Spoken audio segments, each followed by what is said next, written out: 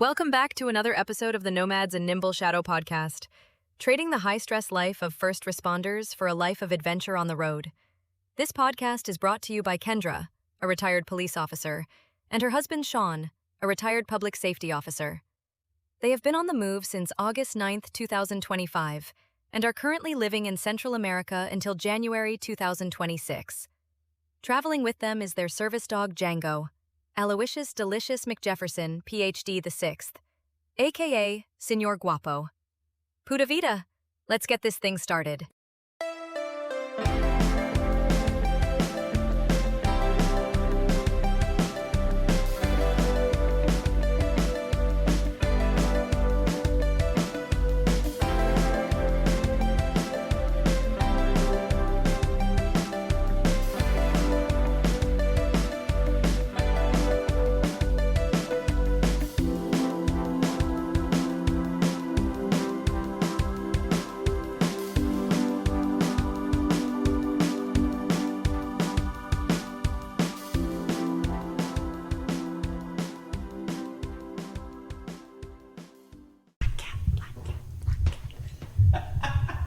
How did I do? Pretty good. He always does that. Sibilance, black cat, brown paper bag. Brown paper bag. So professional. All right, nothing but the most professional. That plant's growing roots over there. That means I'm going to be able to propagate it. Are you recording? Propagate's a fancy word for replant it. Yes, that's correct. Tell me which one's easier to say, replant or propagate. Propagate for me. Oh, cool. Replant sounds harsh. Why? You're the most opinionated person I know and you make it known. Why do you care? It's a word. It means the same thing. Just who he is. Just who he is. All right, so today is the 30th of November, and it's been quite some time. If we've been here how long?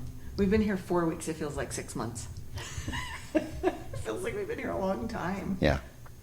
And today we're podcasting for the first time in quite a while, a couple weeks. Also feels like a long time. And we have a special guest, a visiting guest today. Our good friend Christina Weiss is here. Hello. Hello. I feel like it's a Saturday Night Live skit. It's very nice to see you in your sweaty balls. I like it. Oh, why didn't we talk about her middle name? Christina Lynn?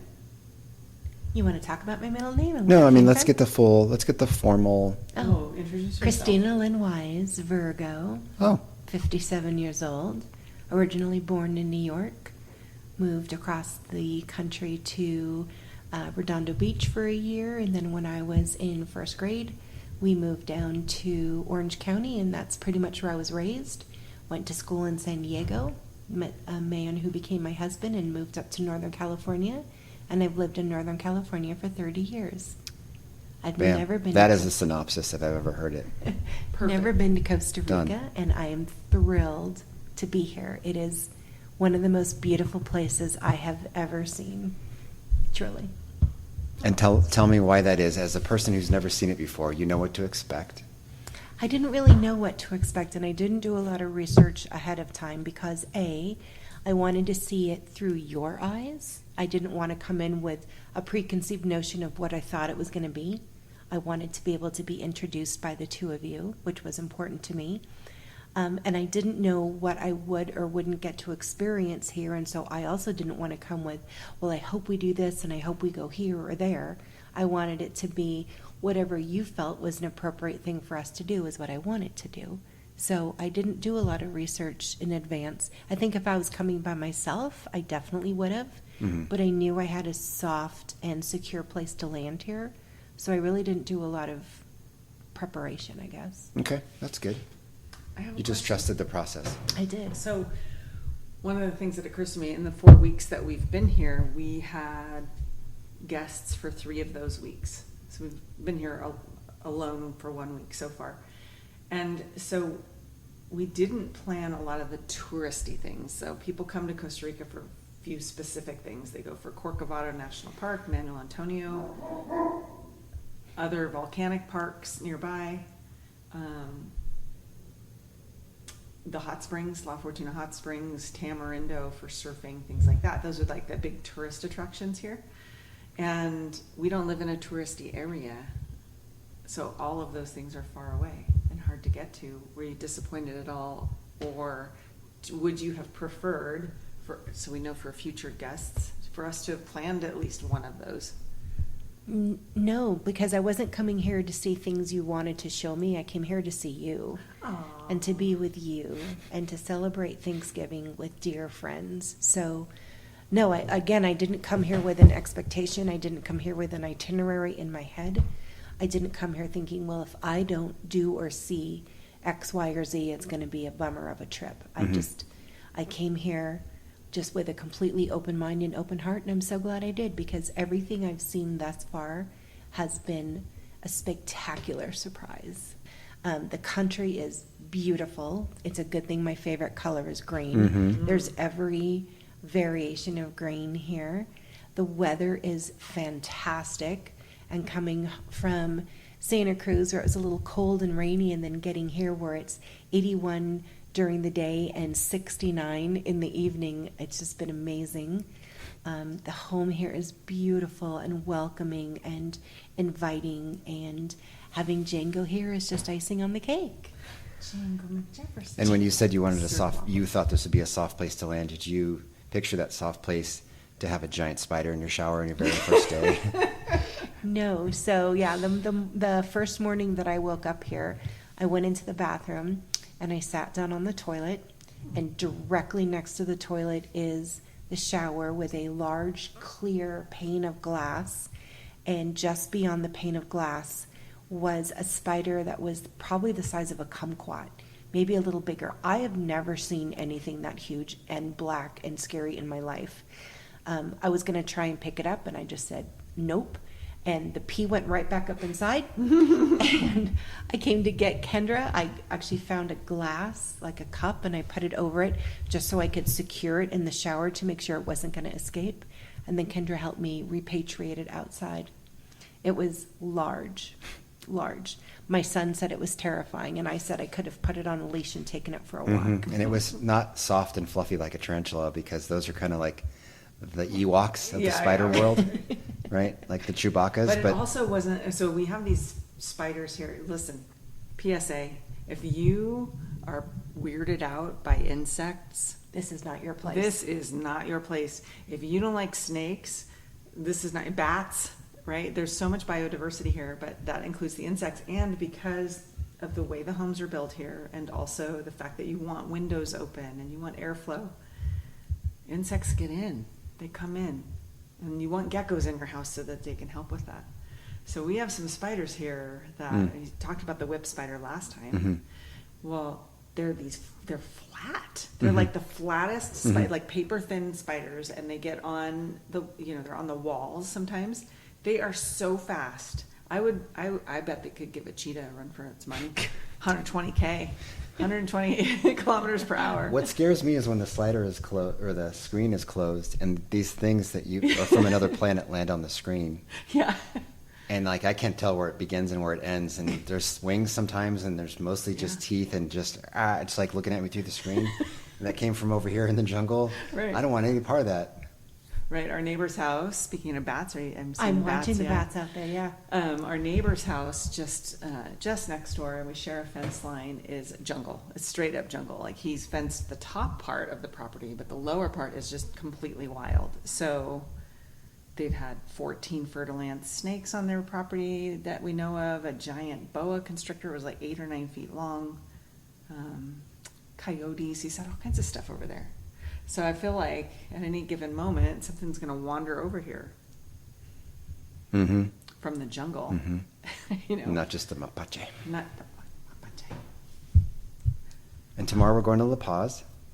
Yeah, I'm really excited to see that. I'm a big fan of, well, Kendra will tell you, I mean, we went to Rescate, to that, like a rescue center for different kinds of animals and birds and stuff. And I just walked through there like with my mouth agape almost the entire time.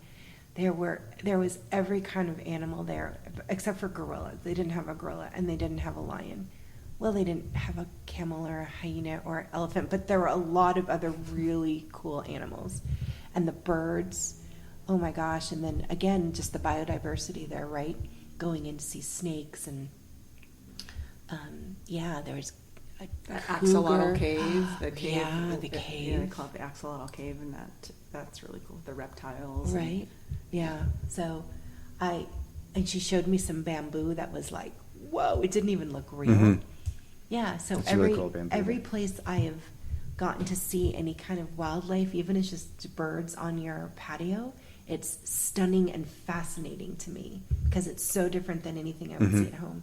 And so, yes, tomorrow we're going to La Paz, and I guess there's a bunch of different, there's like a butterfly garden, and there's a place with ocelots, and there's a place with sloths. And so, again, I'm just going to be in my happy place, being in that area. I love learning about the biodiversity here, and more than learning about it, I love experiencing it because it's nothing I could experience at home. Yes, unless it lands next to you. I want to experience it with a little bubble around me.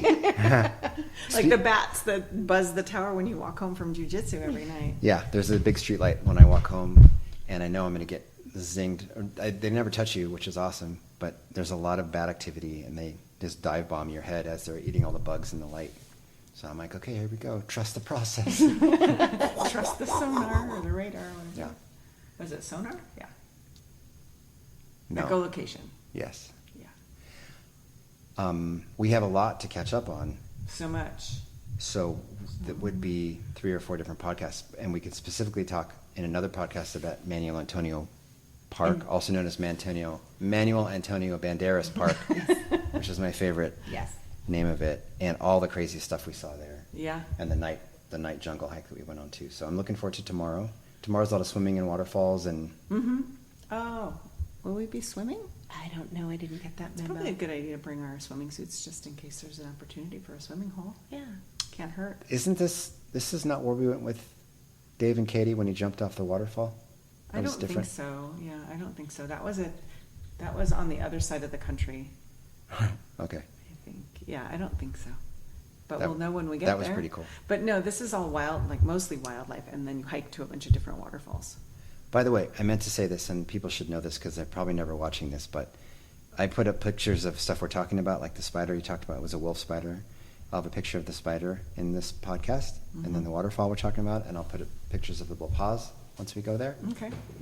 So just slowly upgrading the podcast with little two pictures, little slideshow. Yeah. Yeah, maybe someday it'll be video. Oh, I it can get a should be makeup video and- right now. makeup and It should be hair. video right now. Just Yeah, yeah. Makeup and hair. It's very cool to sit here because we don't normally sit at this table looking out, but it's like one bat after another. They are just all over the place out there. Pretty cool. We have had a toucan twice fly by our house, and my next door neighbor who feeds the birds every day had a toucan on. The toucan comes to his feeder. I'm hoping to get it to my feeder. So cool. Like what makes that so exciting? It's just a bird. because it's such a rare, you only see it on nature shows, bird. It's so Or in cool. Disney movies. Yeah, it's like the beak's bigger Yeah. than its body. Right. For us, right? But for them, yeah, they see them all the time. And when we had that exchange student that came from Chile, she was so fascinated by the squirrels in our neighborhood. She would like stop and take pictures of them and ask me about them. And I thought, oh my God, they don't have them. They probably have different ones. Toucans are so much cooler than a squirrel. Yeah. It doesn't matter how you paint it. It's, You don't think so? toucans are It's just awesome. perspective. No, but everyone that's None listening of to the this, locals seemed excited about the scarlet macaws we saw. That, true, they're probably loud and obnoxious, and they poop on everything and they eat stuff. yeah. But people aren't used to seeing parrots. Like, that's crazy. Yeah, we aren't used to seeing them. Other than Except in the a zoo douchey or guy cages. in Waikiki that has 2 parrots on his Yeah. shoulder that you have to take pictures with and then pay money. That's different. Yeah. Sorry, guy with ponytail, that I know you're out there working right now. He's out there doing a I know job. you're working it. Oh, poor guy. He's probably not one of the 6 listeners we have. Yes. This podcast, have you been listening at all to our podcast? No? That's okay. She's going to listen to this one. Yeah. But we kind of started it out as we talked a little bit about first responders and being newly retired and selling everything and going on the road. That was kind of like season 1, you know. And then now we're here, so it's kind of taking a different turn. But the first responder world you were part of for a long time as a partner to a first responder. And I'm curious what your observations are about how we have chosen to do our retirement, given what you know about us as first responders and what you know about that lifestyle. I think it's everything that you both needed and deserved. I think coming here to a place where you're surrounded by beauty. You are absolutely surrounded by beauty, and the pace of life here is so much less hectic and frenetic than at home. You have created friendships within your community here. You do jujitsu. I'm sure you do something. We do pickleball. Oh, pickleball, right? You do pickleball. So you've gotten really good about creating a completely different atmosphere for yourself that isn't that high stress, high strung, what's going to happen next kind of a thing. I mean, you hardly hear traffic up here, right? You hear dogs and roosters and dogs, and you've set up your own sort of system up here. You know, you get up in the morning and you make your coffee and you take the dog for a walk, and then you do a couple chores, and then maybe you go into town. But all of the have-tos that existed in your lives before Costa Rica, they don't seem to be there anymore. And I can see from talking and interacting with both of you over the last week that you are both so settled and at peace here. Mm-hmm. And I know it's different than probably anything you've ever experienced before, and yet I think it's exactly the right medicine for both of you, coming off of high stress, high adrenaline jobs, that now you can just wake up in the morning and listen to the birds and go for a walk, and all of those stressors just don't seem to be here, which is, it's a gift for both of you that you get to do that. Yeah, truly. we're pretty fortunate. Yeah. And not everybody could do this, you know? Right. So yeah. that's Pretty another lucky. thing. Yeah. What I thought was funny is we had one single thing planned today, the whole day. Our calendar had one thing on it. We're going to go to our next door neighbors for an hour and a half, little get together to say goodbye to one of the neighbors. And the day is over. Like, we woke up, had some coffee, went over there and came back, and I don't it's know, dark. the day is over. So, yeah, I mean, I don't know if I could accomplish all the things I used to. Well, we were doing a lot of silly things. I swept. You worked on the dishwasher, or you cleaned out the pool. So, like, we had one thing outside of the house plan, but we were busy all day for the most part. Yeah. Banking. You had to do a lot of research. This morning you were doing a lot of research on YouTube. I don't know what it was about, but you were in front of YouTube a while, right? Researching. Yeah, well, here's the deal. Here's the deal. We need transportation, or do we, is the question. Because we've been renting a car. Yes. Because So- we had guests. Of course. So But we don't own a car. can you imagine telling the guests, sorry, we don't have a car, you're going to have to walk. Hoof it. You want to go to the store? Hoof it. No, I'm just coffee? talking about, like- You'd like a coffee? Put your shoes on. In general, we won't have a car when the guests are gone. Yeah. So how are we going to do that? Are we going to walk everywhere? We probably could do that. Grocery shopping. Yeah. So one of the options is walk everywhere. The other option is bike. We have to climb the hills. Yeah. The bikes are expensive. The other option are cars. If you bring a car here from the United States, they put a 79% tax on the car you bring. Yeah. So you're paying twice as much as the car's worth just to bring it here. Yeah. If you buy a used car, anyway, cars are expensive. So what are we going to do? So then someone said, oh, UTVs are illegal. You could just drive an ATV with a cage around it. Oh, that's cheap. No, it's not. It's not cheap here. No. I looked them up. Might as well just buy a car. Yeah. So, I don't know, back to square one. But the research I was doing was UTVs. What about a golf cart? Yeah, I mean, sure. Can you imagine some of those intersections down there with your little golf cart? Somebody's going to blaze right through that intersection. This town has a lot of one-way streets, and they don't often make sense.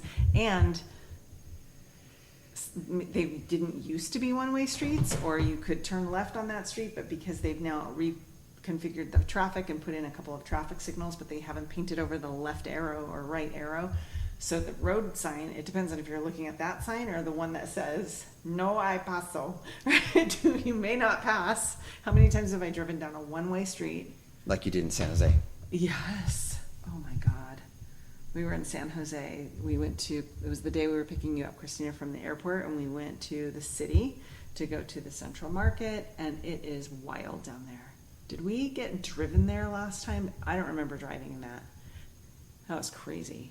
It was like San Francisco, with lots of people out and pedestrians and one-way streets. It's San Francisco without other rules. So traffic rules, without ped the rules. enforcement or the order. 900 people come out of a bus. Yeah, sure, that's what it is. I mean, yeah, it's different, and Yeah. you don't want to drive there. And the one-way streets are not labeled like they are in San Francisco. You're just driving on a one-way street, and people are honking at you. Yeah. Yeah, I so knew that- as soon as I made the turn Yeah. down that street, and there was a taxi driver coming out, and he was absolutely like waving. I was committed. Where was I going to go? I had to finish the whole block. Going the wrong way? Going the wrong way. There was nowhere for me to turn around. These were narrow little streets, and Gringa. it was terrible. I'll say that is another thing I'm super impressed by both of you, is I know that you've both been working with tutors to get into more conversational Spanish, and you both are doing so well.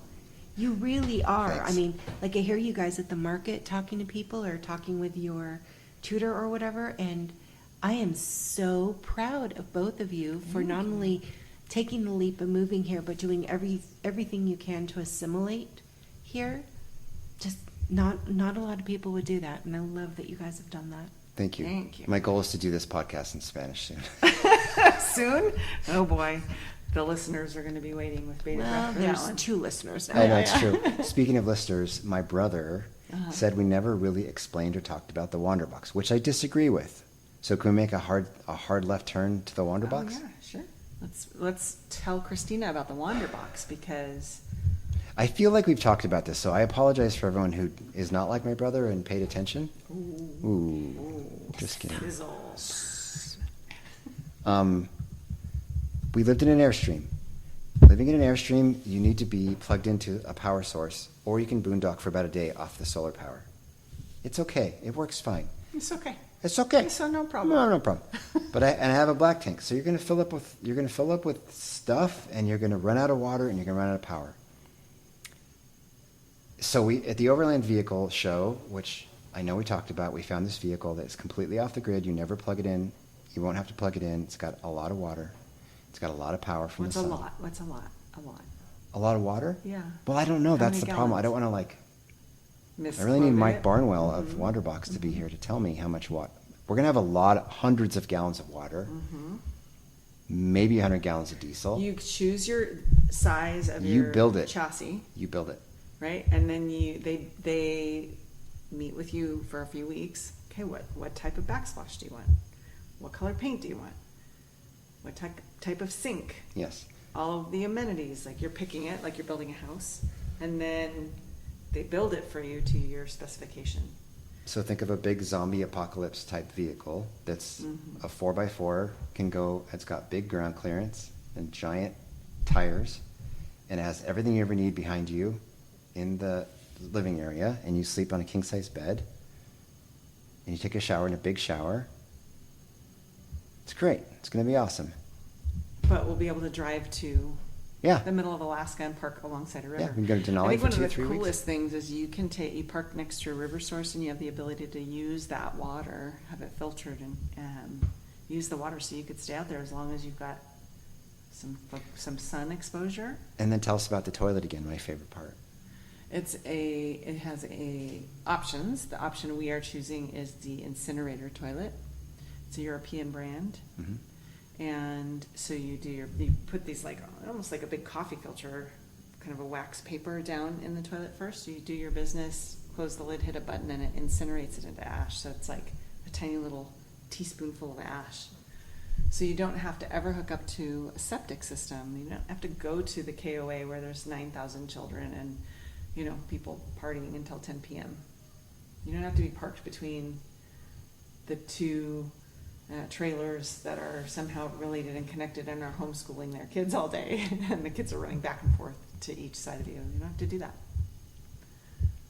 So, and it can drive over everything, right? Yeah. Like you could drive over the moon, probably. Yeah, and it's got a snorkel, so you can go in the water, in the river, and should be awesome. But we only have one guest room in that place, so we only do one guest at a time. Maybe you and Tigger. Me and Tigger, yes. Yeah, there's a queen size guest bed I'll put it where on the the dining calendar. table is. Yeah. Fly to Iceland. We've been thinking about taking it to Iceland, put it on a ferry, get it over there. But if people are interested, they go to Wanderbox.com, and you can look at the gallery that shows all of the different models that they've built so far. And the sky's the limit. I know they're going to start standardizing specific things to make it easier on the production, but they're hand building ours right now. Exciting. Will you put a picture up as soon as it's complete? Yes, Yeah. of course. And actually, it'll be on Instagram and their own webpage too, as they make progress with the electricity or the whatever they're going to be doing. They just keep doing updates on there, and they'll probably send us updates too. And you anticipate it's going to be ready by when? At first, it was gonna. Well, we ran into the whole Oh my gosh. lender process, which Yeah. you talked about in a podcast already, but Yeah. probably March or April. Yeah, way a long time ago. It was supposed to be the end of January, but because of Our delays. Our delays. Yeah. But that's okay. I mean, we're here till beginning of March, and we have a scuba diving trip for a week at the end of March. So there's not really any reason for it to be done before March. It would be perfect if it was done the first week of April, because we can go from scuba diving straight to Colorado. Mike Barnwell, if you're listening, first week of April would be perfect. We'd go pick it up and then start our journey to go meet up with our friend Nancy down in Georgia. So one of our friends, years ago, we did a volunteer trip in South Africa, and Nancy was one of the other volunteers. She was there solo, and she and Sean were like the same person in many ways. You can explain more about Nancy, but She just had this really weird sense of humor that she laughed at all my jokes and I laughed at all hers. And we had feats of strength, and we'd get up super early in the morning before the sun came up, and we're driving down the savannah. And I'm trying to drink my coffee, but it's so bumpy that it would just spill all over me, right? Remember those videos? Yeah, it's like you're working for this scientist, so you get up before, it's cold, you're just driving. And I would so we'd be in this open van, and Nancy would be next to me, and I'd be like, steamroller, and I would just crush her with an old steamroller, and then reversal. And she liked that, and she'd slap me in the face with a peanut butter and jelly sandwich. yeah, we have a video of her slapping you on both cheeks with It was fun. a Ziploc full of a And sandwich. she lives in Well, she Belgium? yeah, so she's really an interesting lady. Grew up in San Francisco. Her family, I believe just her dad, but maybe both Iranian. And she was a bodybuilder and a personal trainer, and moved to Belgium with her husband. And not long after they got there, I think it was within the first 2 years, he was killed in a bicycle crash, because they were both road bike, street bike racers. And so he was killed, hit by a car. And so she's been in Belgium ever since, but she goes to Spain for the winter. She winters in Spain, darling. So we haven't seen her since, but we've stayed in touch. And she had a really bad bicycle accident a couple of years ago. Really bad, major head injuries and stuff. So she's recovered quite well, but she said it's taken a long time. And she's coming back to the U.S. now because all of her relatives are deceased except for her niece. So she's like the last connection to that side of the family. So she tries to come out once a year and does a road trip with her RV. So she was like, can we meet up? And she has a concert in Georgia to go to. So we'll try to make it down there in May. And then what? And then where? whatever. Yeah. Whatever. Just keep going. And then we can come back here. Yeah. If it gets too cold, we'll just go south. Yeah, that'll be fine. Would you, I don't think that lifestyle's for everybody. No way. Could you see yourself living in an RV and just traveling, not having a home base? It's one thing I want to do. Yeah. Yeah, for sure. For sure. I don't think I could afford the Wanderbox. I think I'd probably have like a U-Haul with a bed. But absolutely, being able to go and tour the country and go to all the national parks and visit friends and relatives and see sites that I've always wanted to see but never been able to. And especially going to some of the national parks before Trump fucks it all up and starts drilling for oil in all of them, and all of a sudden they're not what they're supposed to be, right? So that is absolutely one of my dreams, is to take an RV and We go. could get a trailer and just pull her behind us. Yeah. That would be so fun. I'll get a skateboard and we'll just go. A skateboard. Skateboard. I'll get my 1980s roller skates with the ball bearings. That's right. Yes. We're gonna bring it back. The roller skates. Okay. I see broken hips in your future. I was thinking, I'm most excited about being in a campsite. You call it a campsite, parking in the middle of nowhere with nobody around, like in the woods. You can hear coyotes or wolves or wherever you are, and just you in the middle of nowhere. Like every 4-wheel drive vehicle you've ever seen on TV, a Toyota 4Runner that's out in the middle of nowhere, that's actually going to be us instead of them. Yeah. With a camera crew. For sure. With a camera crew. Yeah. Yeah. Who's doing that? Oh, it's my foot, I think. No. Oh, who's Who's driving a Toyota 4Runner with nothing on the back? right No, into the middle of nowhere? no cooler, no kids plastered to the back window, just by himself for a drive. I gotta get away, honey. Yes, I'm looking forward to that. And then double back segue, you were married to a public safety for the firefighter for I a was long married to a time. firefighter.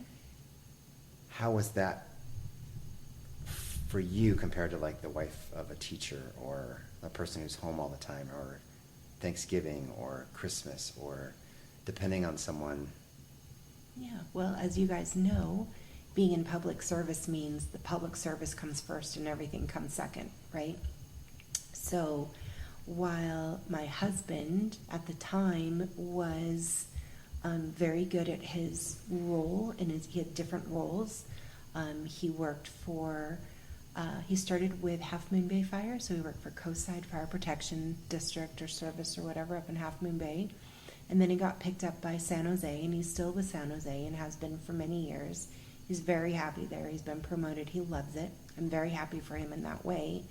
But he's also a volunteer firefighter with Boulder Creek Fire, which means that when we were married, if he wasn't at work as a firefighter, he was being paged out as a volunteer firefighter. And so, you know, it could be opening presents on Christmas Day, or having Thanksgiving dinner, or going on a date night to go and see a movie, and that pager goes off and everything stops. And that's what the focus of the world becomes for those moments. And it's really hard when you have children and you're trying to raise children, and they know that their dad is doing something worthwhile and they're proud of him and they love him.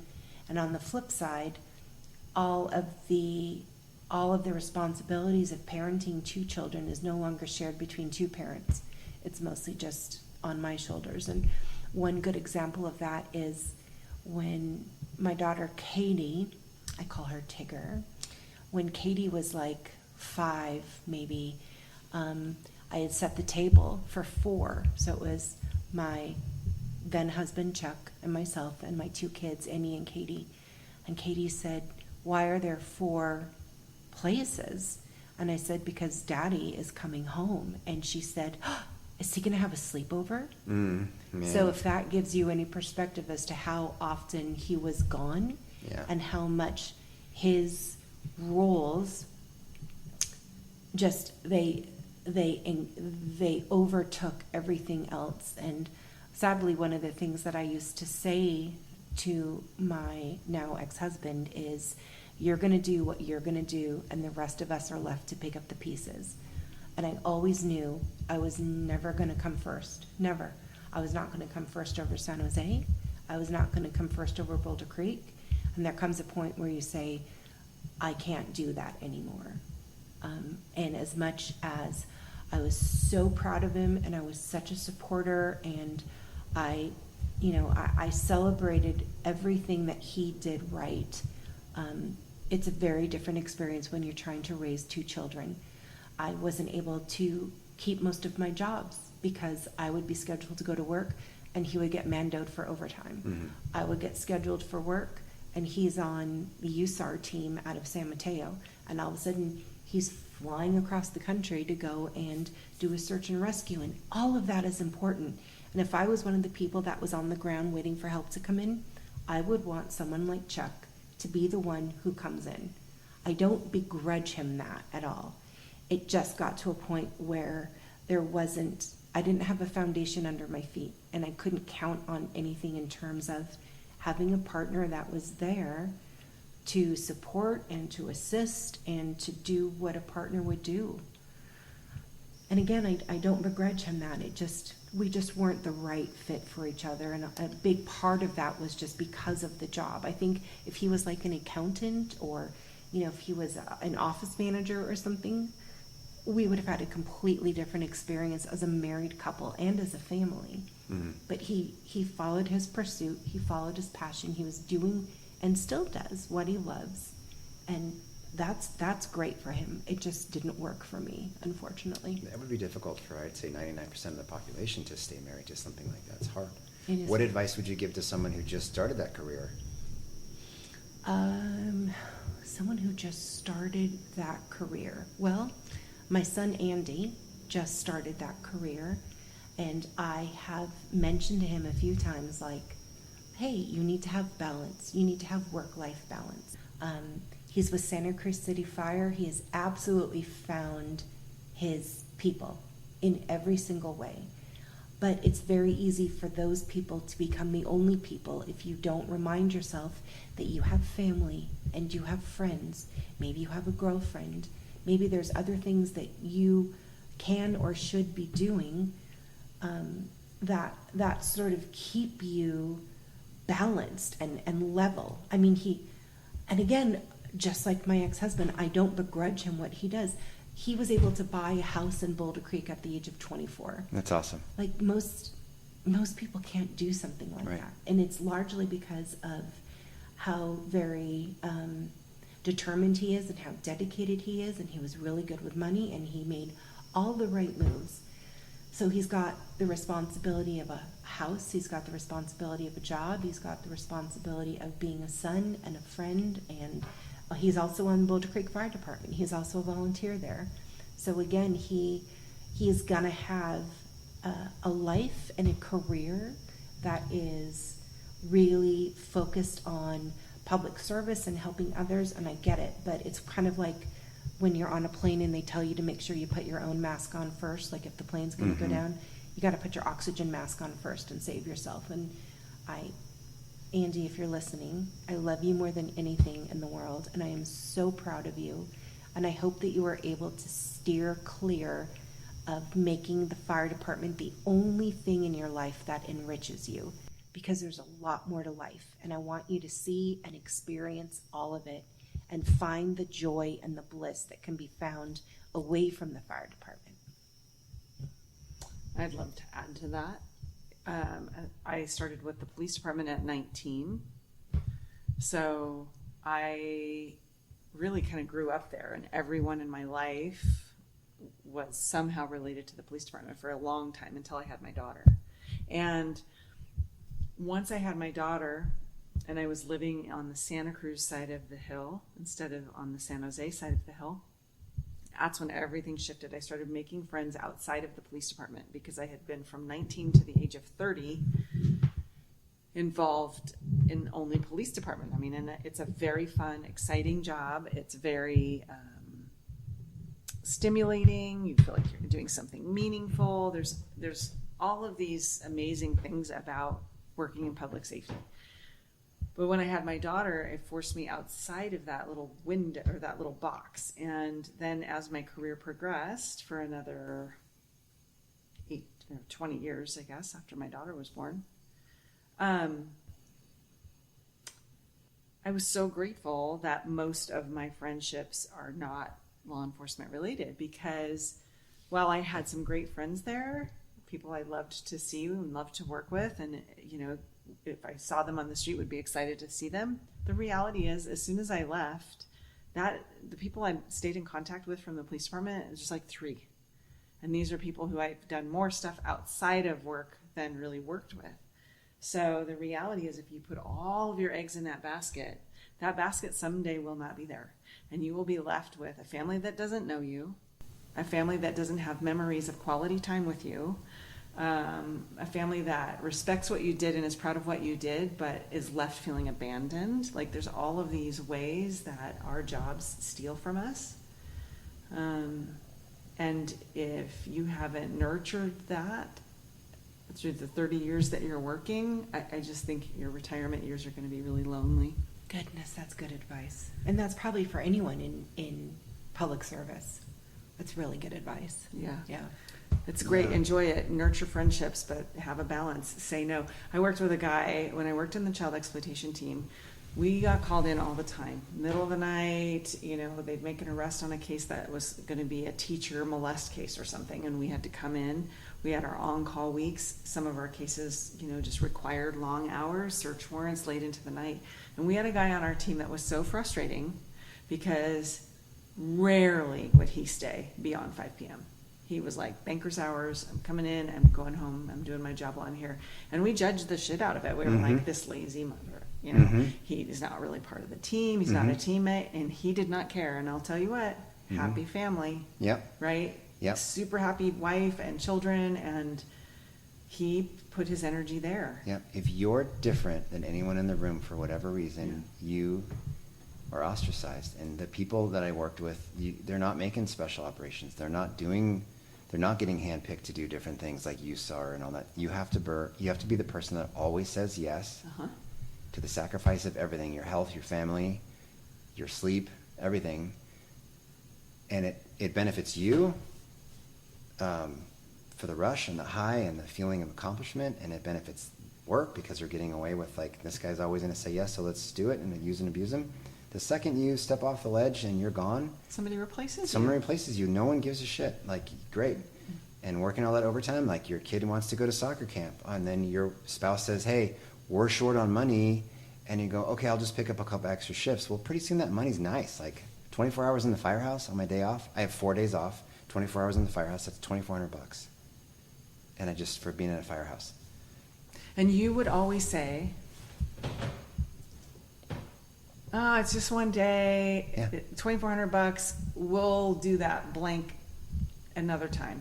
We can always go next week. Or you would always bring up the vacation that we had scheduled in 3 months. Right. Oh, but we're going to be going to Mexico in 3 months. Yeah. Okay, but it's the day-to-day Yeah. stuff. Yeah, So it's it hard. wasn't until I started to see my retirement date on the calendar, and even before that, where I started looking at work in a different way, like kind of stepping back and watching things work the way they are and realizing that, yeah, I don't need to be here. And for the one guy who says, no, I'm going home at 5, and you kind of quietly go, I think he's the smartest person right now in the room. Like, I wish that I stopped volunteering on Christmas time, and I want to go home too. Even if I don't have anything planned, you should go home. So practice your no's. Practice starting saying no. And setting boundaries, because they will treat you the way they treat you as Right. long as they can get away with treating you that way. That's why unions are so important, right? These companies, it's a machine that has a goal in mind, whether it's for profit or for public safety. There's this goal that we have to accomplish, and you are a cog in that wheel. And if you don't set boundaries around what you're willing to do, how many hours are you willing to work in a week? How many phone calls are you willing to field on your time off without getting paid for it? How many calls do you think I did free? Thousands of calls for free, and I was in, right? Like, are you going to claim that for overtime? No, because you don't want to attract attention, or you don't want to be that guy who's like, oh, I'm going to put this down for overtime. But until you do that, they will continue at large. Like, everyone needs to do that and go, no, you don't have the resources to do this operation. You don't have enough people. Well, we have you if you stay over. Yeah, but- exactly. Right? Yeah. So what I think we're learning, though, and what we're seeing, and that she started to see when she retired too, is the younger generation that's coming in are comfortable with saying no. Absolutely. Like, when I was a cop, that was your destiny, and you were going to be a cop, and that's who you were, and that's these younger people treat this like a 9-to-5 job. Like, I'm putting on this uniform that they're telling me to wear. I'm going to do these things they're telling me to do. It's 4:59. I'm leaving, and that's not the atmosphere that all the older people are used to. Like, what do you mean you're going home? Or we're all in the middle of doing this one big project. Yeah, How could you possibly we gotta leave? write a search warrant. Like, no, right I'm now. off. I'm off. Like, Yeah. I'm off. Yeah. So good for them. Good for them. I can't complain about that. And then one more thing to add that I wanted to talk about was I've never been able to do anything on my time off like jiu-jitsu or learning a musical instrument or doing something because my days off were sporadic or I was working overtime.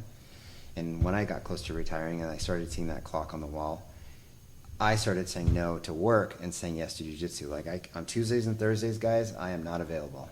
After like 5 p.m. or whatever, I have to go to jiu-jitsu. And they got used to hearing that. If you said, I have a kid's soccer game I have to do, like one of my employees, I teach soccer at 5, I have to get off on every day at Friday. Well, you might give him a hard time in the first couple times, but, it's 5, he left. Yeah, so. And the world didn't fall apart. And the world didn't fall apart. Yeah. So I wish that I'd heard that advice. I probably did. I probably did. You did. You heard that advice. What did it take for you to listen to it? Leaving the machine, I guess. I don't know. Part of the thing, though, that I've noticed, and I think it might be something that's affecting my son, is he's raised by a father who is doing exactly what my son is doing. Cats in the cradle. Yeah, exactly. So he's being taught the ways of the world by someone who grew up in an era where you didn't say no, and when they called you for overtime, you said yes.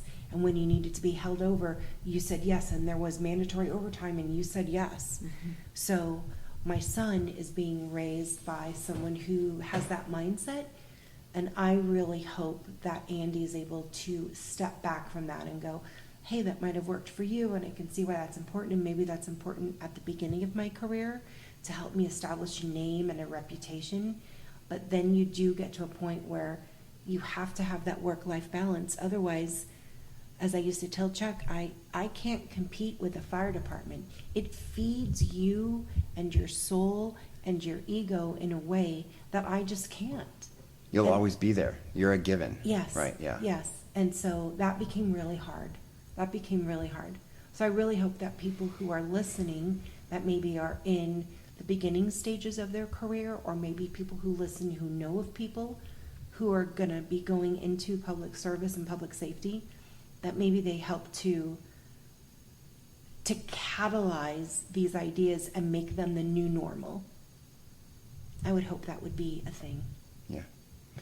And that environment will change as the younger people come through and the people with the new philosophies come through, and the sergeants won't give their officers a bad time when they have to go home. Mm-hmm. Be like, I understand. Instead of, I feel like I saw it starting to shift, at least at the police department. I mean, the reality is still the reality. Like, there are some things, some units that are kind of stuck in that role. It's an emergency services type of situation, but they don't plan well for it. They don't, the community and the city doesn't want to budget for the amount of resources it really takes to do those things without destroying these people's lives. And the other side of it is biochemical, the adrenaline that comes with being a part of some emergency, being part of, a homicide investigation or some big case or a search warrant. That's exciting. It's exciting. I mean, there's a reason why crime TV, right, and podcasts about true crime are so popular, and cop shows are so popular. There's a reason for that.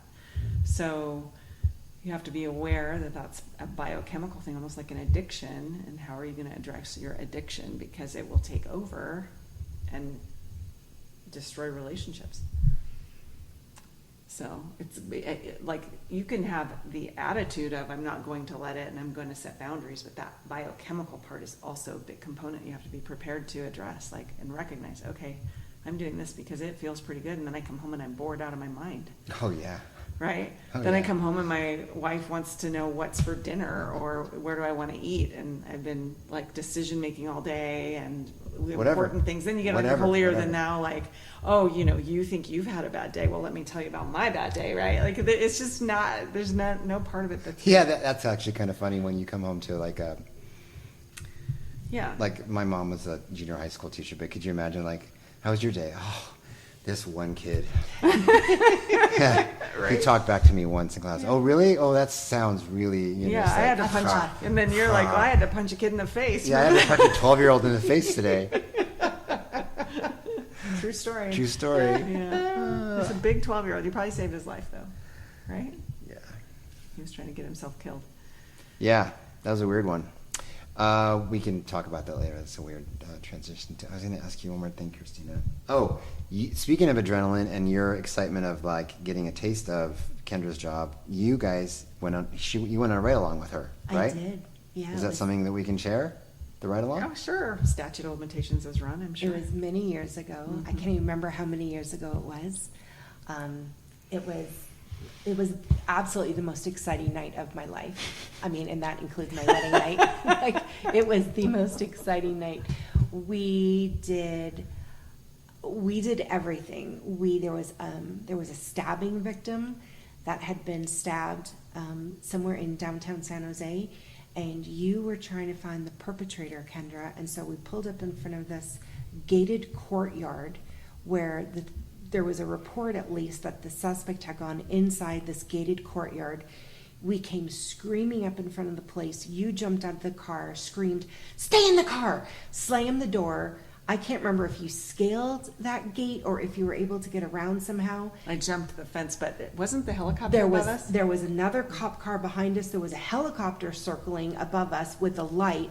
I am on the floor in the front seat of the car, on the phone with my then husband going, "You are not going to believe what is happening here. There is a helicopter and I can't move and I don't know where Kendra is and somebody got stabbed." And then we found the victim, who was at Good Sam, and we went to Good Sam, and he was in the Close. Not Good Sam. It was we were all on the east side. Regional? It was all Was it District Mary. It was Valley regional. Med? It was Regional Medical Center. Regional Med. Yeah. Okay, so we went there, and you were trying to get an interview with him while he was being stitched up, and so you're standing there next to him, and I am tiptoeing over bloody gauze on the floor, trying to get close enough to you just so I'm with you. And I think it was before that we went to the house of, we were doing a probationary search at an apartment with a gang member who was a meth user. And we went into the apartment, you guys cuffed him and put him in a chair. He was on parole. Yeah, it was searchable parole. So we were doing a parole search. So we went in, you cuffed him, put him in a chair in the middle of the living room. Then you and I started tossing his room. And he'd obviously tossed some things. She was with me. I was doing the searching. Okay. Sean's eyes got really big. Yeah, I'm watching. I'm like, okay, what does that mean? So he had tossed himself onto the mirror that was across the wall from his bedroom. And I'm looking at the mirror. I'm like, what is that stuff on there? And the other officer's like, let's just come out of this room. So came out of there.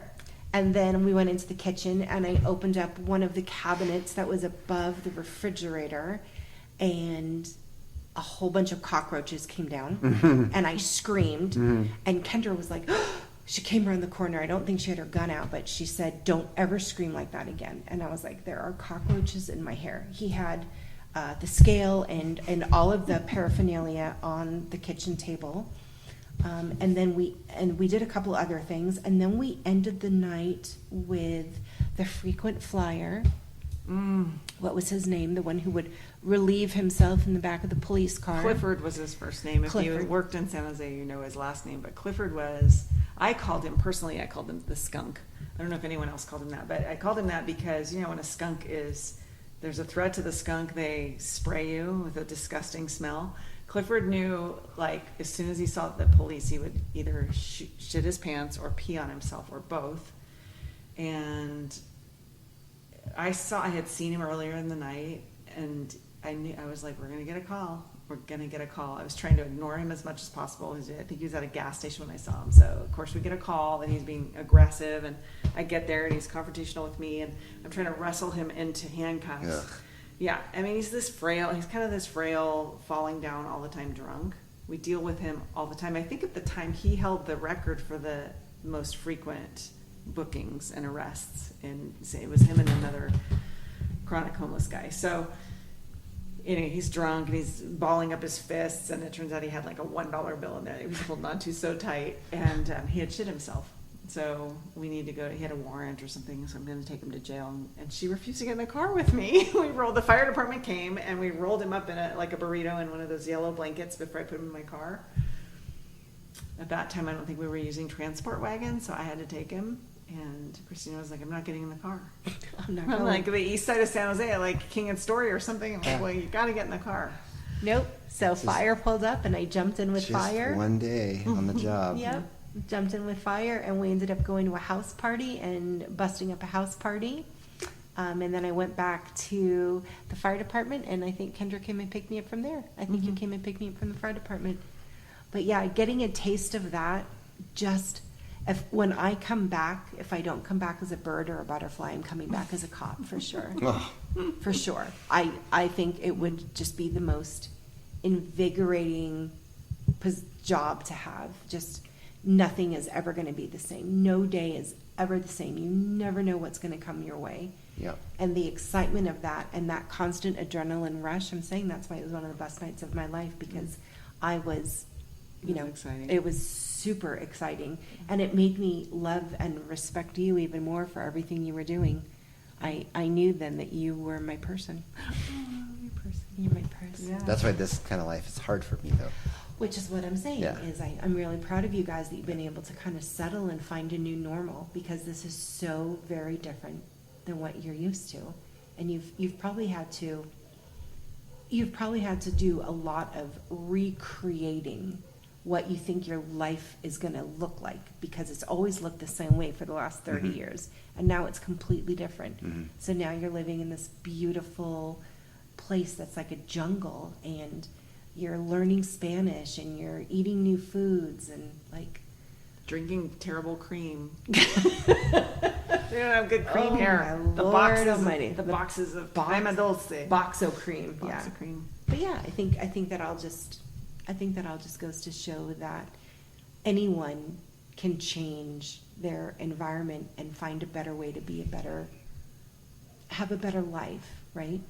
Just find a different way to live your life, and you guys have. Yeah, well, we're trying every day. We're trying. I'm trying. What are you liking about living here? We've been here a month now. What are you enjoying? What are you not enjoying? I really enjoy the lifestyle of, like, this is an example of how stressful my day is. As we go to sleep, whenever we want, by the way, whenever we're going to sleep, we kind of talk about what's tomorrow look like. Well, if we wake up on our own without an alarm and it's before pickleball time, we'll go play pickleball. If it's not, I'm going to sleep in. And most of the time, because it's weird here, we'll wake up at 5:30 or 6. Yeah. But other times we'll wake up at 7. So that's the stress of my life, pickleball or not pickleball. And then now I'm trying to do jiu-jitsu as much as I can, because it's only an hour. It's really close by. It doesn't take too much out of my life or day. And I'm not getting crushed, because I'm not going up against giant men that are normal size and bigger and that are really good belts.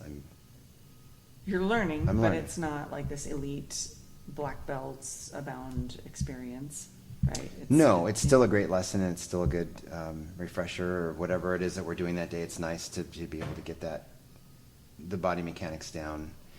Doing it in Spanish is incredibly hard. Mm-hmm. They But you're talk really already fast. learning.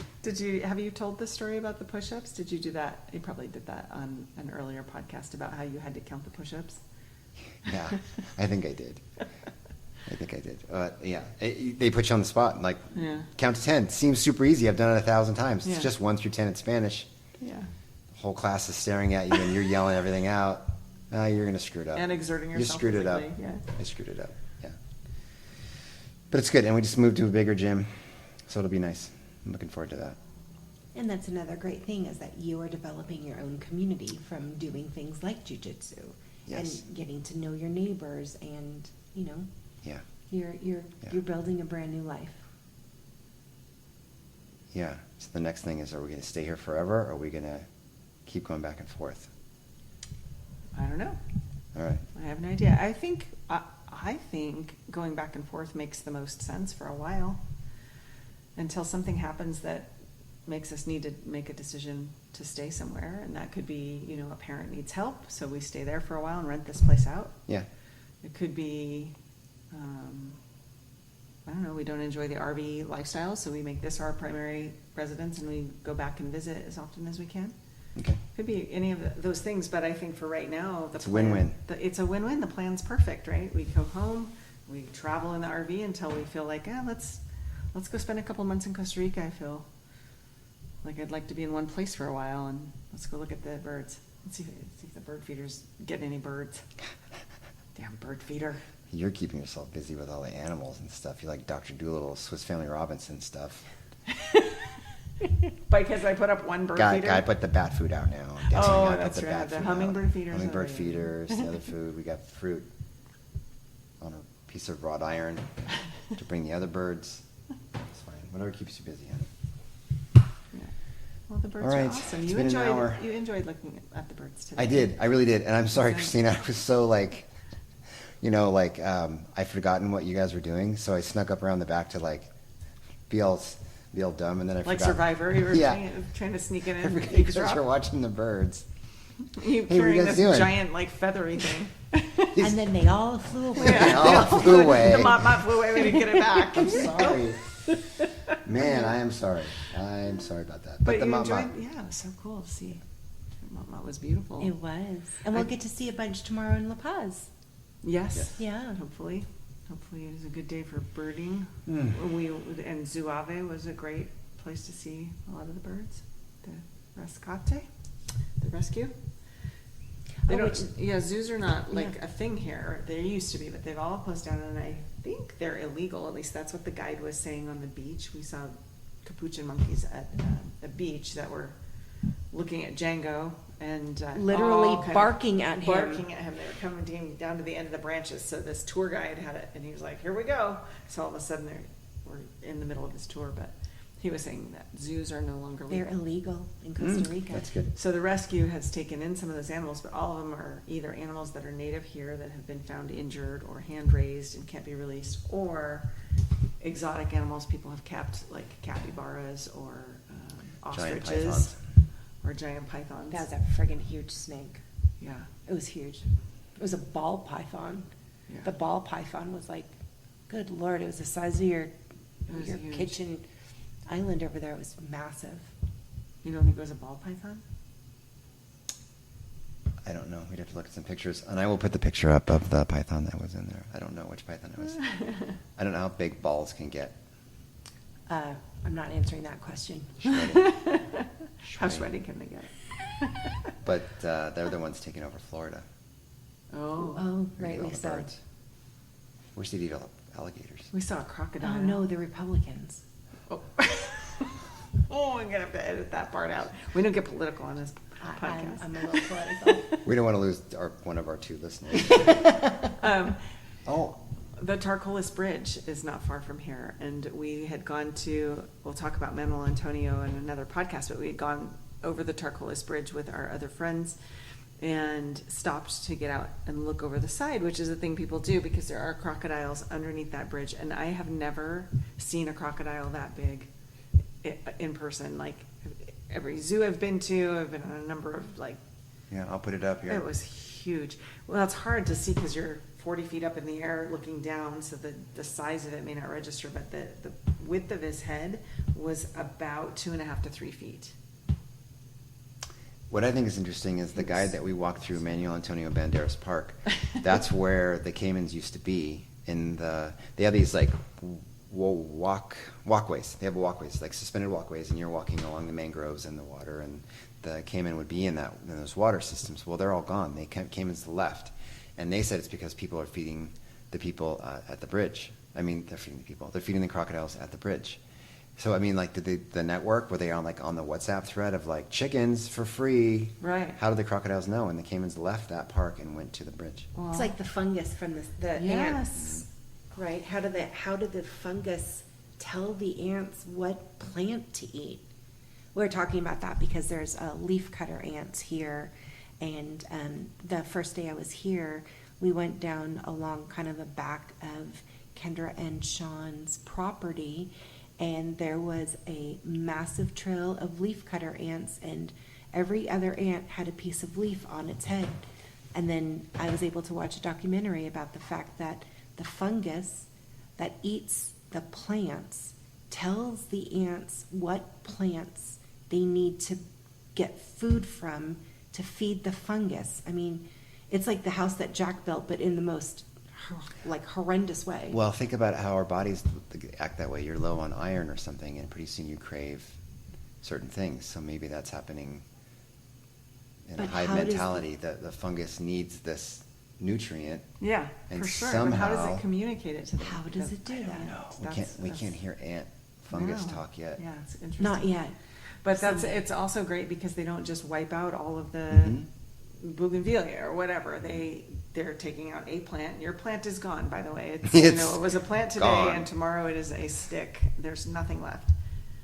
But then they move on to a different type of plant. So they're, it's interesting. The series we're talking about is called Green Planet, one of the best nature yeah. shows. We used to watch the animal ones, and then we got down to seen them all. We got Yeah. to the bare bones. We're like, Green Planet, who wants to watch about plants? Probably the most entertaining and exciting stuff when we watch those over and over and over again.